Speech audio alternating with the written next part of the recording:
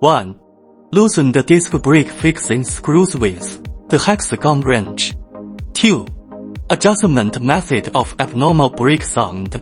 Adjust the position of the disc brake seats on the left and right, so that the brake disc is located in the middle of the slot, and fasten the screws tightly. 3. How to adjust the brake when it is loose. Loosen the brake cable fixing screws and tighten the brake cable. It is recommended to brake and lock it when the brake belt of the brake handle is at a half position.